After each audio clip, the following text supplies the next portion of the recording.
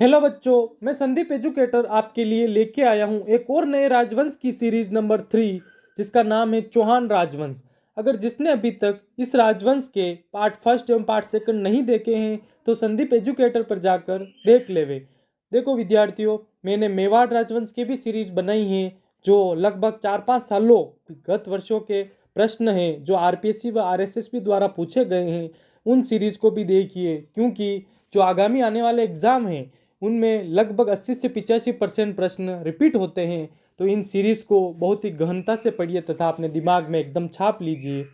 तो चौहान राजवंश का पार्ट नंबर 3 है। आज का पहला प्रश्न देखिए, कवि चंद्र बरदाई का अन्य नाम क्या था? कवि चंद्र बरदाई का अन्य नाम पृथ्वी भट्ट था। यह बहुत ही महत्वपूर्ण प्रश्न है विद्यार्थियों। सही उत्तर ऑप्शन डी।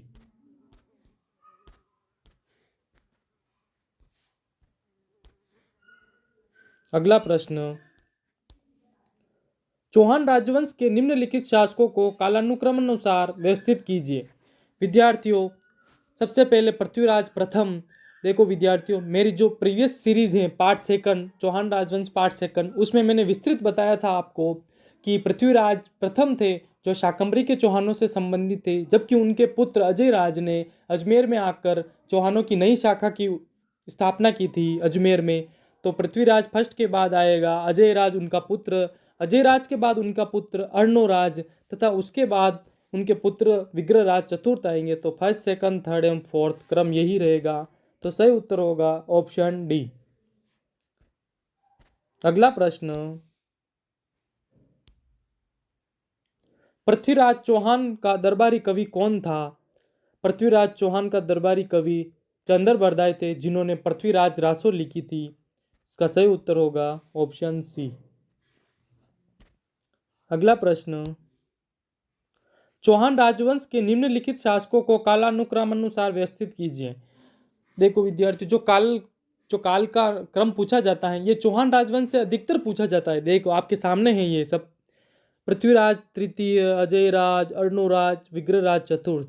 देखो, तो सबसे पहले आएंगे अजय राज। अजय राज का पुत्र अर्णोराज, अर्णोराज के बाद विग्रहराज चतुर्थ तथा विग्रहराज चतुर्थ के जो छोटे भाई थे उनका नाम है सोमेश्वर, उनका पुत्र है पृथ्वीराज तृतीय जिसे अपन पृथ्वीराज चौहान के नाम से जानते हैं।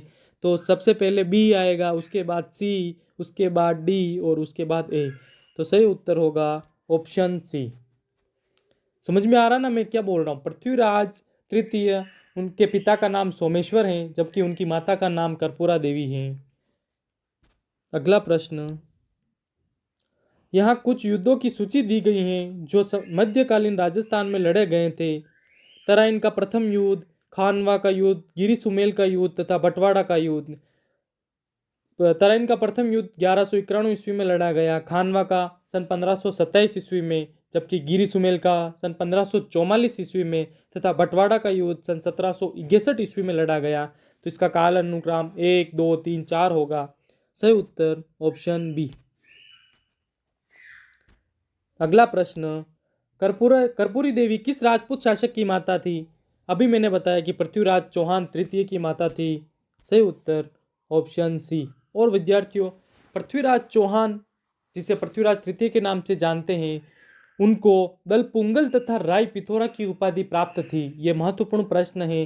तथा कवि बांधव, जो मैंने आपको कल के वीडियो में बताया था, विग्रहराज चतुर्थ को कवि बांधव की उपाधि प्राप्त थी।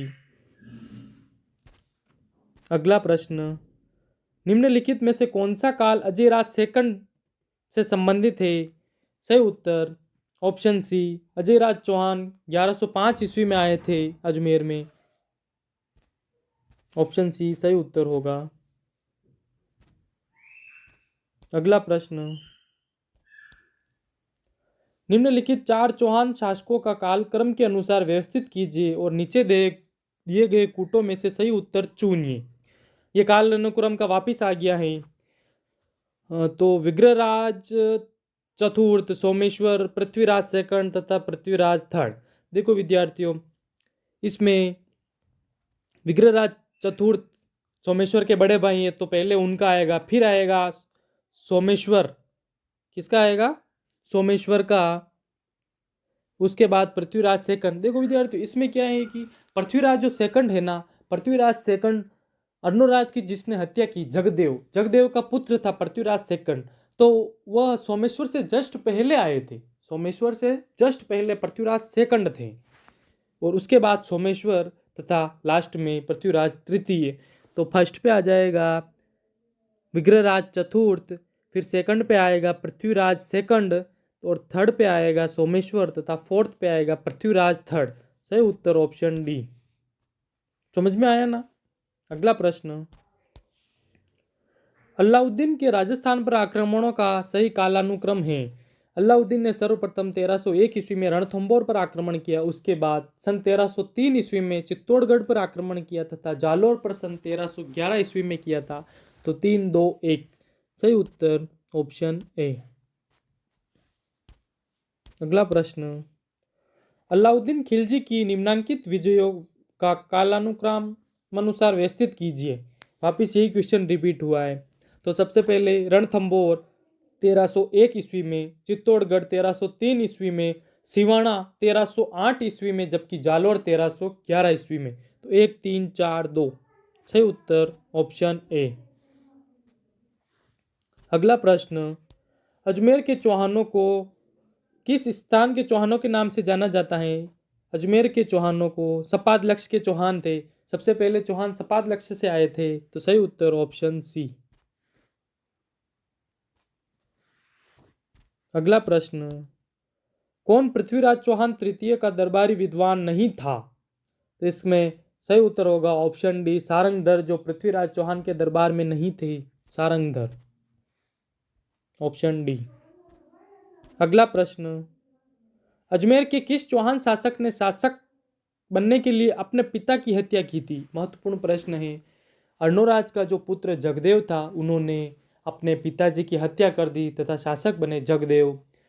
तो चौहानों में प्रथम पितृहंता जगदेव थे, तथा देखो विद्यार्थियों, मेवाड़ में प्रथम पितृहंता उदा थे, जिसने अपने पिता कुंभा की हत्या की थी, तथा प्रतिहारों में सर्वप्रथम जो पितृहंता था मिहिर भोज है, जबकि राठौड़ों का प्रथम पितृहंता मालदेव है, उसने अपने पिता गांगा की हत्या की थी। तो इसका सही उत्तर होगा ऑप्शन डी। अगला प्रश्न, रणथंभौर के शासक जिन्होंने सल्तनत के विरुद्ध प्रतिरोध किया था। बहुत ही महत्वपूर्ण प्रश्न है विद्यार्थी, इस प्रश्न को रट डालो। सही उत्तर होगा वाघभट और हमीर, ऑप्शन डी। अगला प्रश्न, अलाउद्दीन खिलजी ने सिवाना के किले को जीतकर उसका नाम क्या रखा है। विद्यार्थियों, अलाउद्दीन खिलजी ने जो सिवाना दुर्ग जीता था, तो उसका नाम खेराबाद रखा था। और जबकि आपको याद होगा कि चित्तौड़ का नाम खिजराबाद रखा था और सिवाना का नाम खेराबाद रखा। ये बहुत महत्वपूर्ण कन्फ्यूजन वाला क्वेश्चन है, इसीलिए आपको ध्यान रखना है। खिजराबाद चित्तौड़ का रखा था, जबकि खेराबाद किसका रखा, सिवाना का रखा था। और कमालुद्दीन गुर्ग जो उनका सेनापति था, उसको यहाँ का सेना प्रतिनिधि नियुक्त किया था, किसको, कमालुद्दीन गुर्ग को। जबकि रणथंभौर का जो अधिकारी नियुक्त किया था अलाउद्दीन खिलजी ने, उसका नाम था उल्लुगु खा। इसका सही उत्तर होगा ऑप्शन बी, खेराबाद। ये आज का अंतिम प्रश्न था। इसी तरह मैं प्रश्नों की 15-15 प्रश्नों की सीरीज लेके आ रहा हूँ। आप अच्छे से देखें, टाइम निकालकर अच्छे से व्यवस्थित नोट कीजिए आप, तथा चैनल को सब्सक्राइब तथा लाइक या शेयर जरूर करें। धन्यवाद।